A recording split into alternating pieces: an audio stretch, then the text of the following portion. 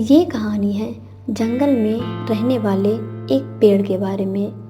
ये है वो पेड़, ये एक आम का पेड़ है। जंगल में ये एक ऐसा पेड़ है जो बोल सकता है, देख सकता है और दूसरों की भावनाओं को महसूस कर सकता है। इसी जंगल के पास एक छोटा सा गांव भी है।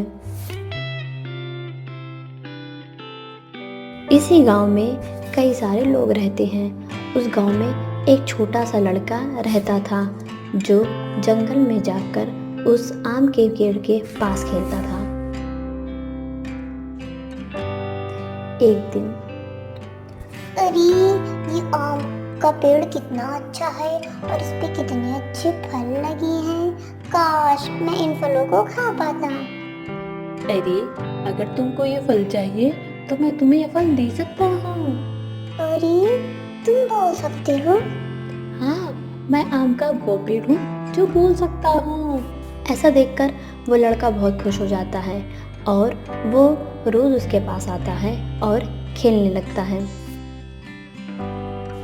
वो आम के पेड़ के पास खेलता, उस पर चढ़कर आम खाता है और बाद में उसी पेड़ के नीचे आराम करने लगता।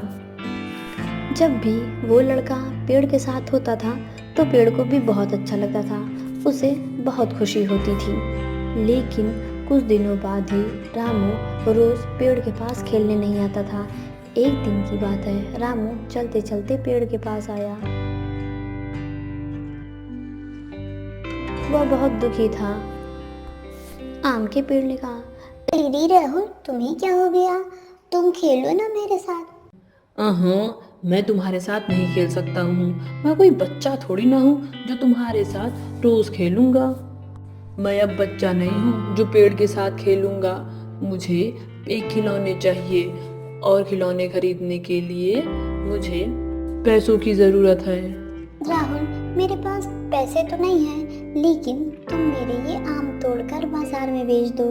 इससे तुम्हें जो पैसे आएंगे तुम उनसे अपने खिलौने खरीद लेना। राहुल ये सुनकर बहुत खुश हो जाता है। वो आम के पेड़ से सारे आम तोड़ लेता है और वहां से चला जाता है।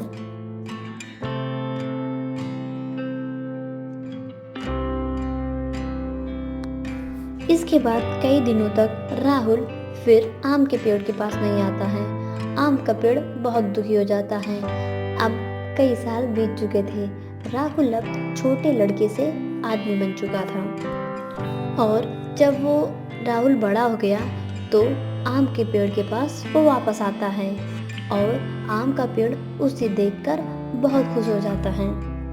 ये देखकर पेड़ बहुत खुश होता है और राहुल से कहता है, अरे राहुल, तुम आ गए, चलो मेरे साथ खेलो ना।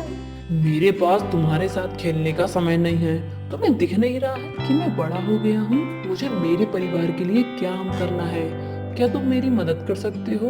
पर राहुल, मैं तुम्हारी मदद कैसे कर सकता हूँ? देखो, मुझे अपने घर वालों के लिए एक घर बनाना है, तो तुम मेरी मदद करो। पर राहुल, मुझे माफ करना, मैं तुम्हारी मदद कैसे कर सकता हूँ? मेरे पास कोई पैसे नहीं है, लेकिन तुम मेरे पेड़ की शाखाएं तोड़कर अपना घर बना सकते हो। ऐसा सुनने के बाद राहुल ने बिना कुछ सोचे समझे उस पेड़ की टहनियाँ तोड़ दी।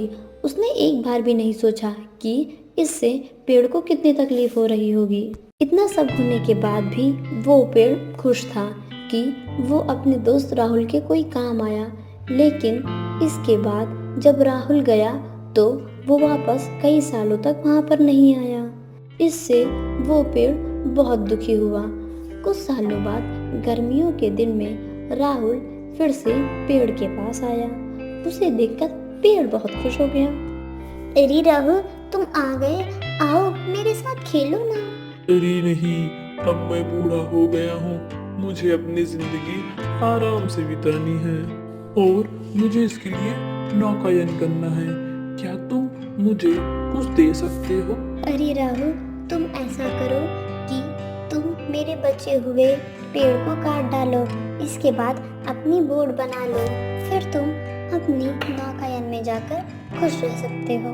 इसके बाद राहुल ने दोबारा बिना कुछ सोचे समझे उस पेड़ का तना भी काट दिया और वहाँ से उस तने को ले गया और नौकायन के लिए अपनी बोट बना ली। इसके बाद फिर कुछ सालों तक राहुल वापस नहीं आया। कुछ महीनों के बाद राहुल वापस आता है। उसे देखकर पेड़ बोलता है, अरे राहुल बेटा, तुम आ गए, लेकिन मुझे माफ करना, मेरे पास तो अब कुछ नहीं बचा है। आम तो कब के खत्म हो गए। अरे कोई बात नहीं, अब मेरे पास दांत भी तो नहीं है, मैं आम खाऊंगा भी तो कैसे, मैं तो बहुत बूढ़ा हो गया हूँ। पर अब तुम्हारी खेलने के लिए शाखाएं भी तो नहीं है। पर अब तो मैं बहुत बूढ़ा हो गया हूँ, मैं शाखाओं के साथ कैसे खेलूंगा। राहुल, मेरे पास सच में कुछ नहीं बचा है देने के लिए। अब मेरे पास यही कुछ जड़ें हैं जो भी अधमरी हो चुकी हैं। इसके बाद वो आम का पेड़ रोने लगता है। अब मुझे किसी चीज की जरूरत नहीं है आम के पेड़, मैं बहुत थक गया हूँ और आराम करना चाहता हूँ। अरे ये तो बहुत अच्छी बात है, तब तो मेरी ये बूढ़ी जड़ें तुम्हारे लिए बहुत अच्छी हैं।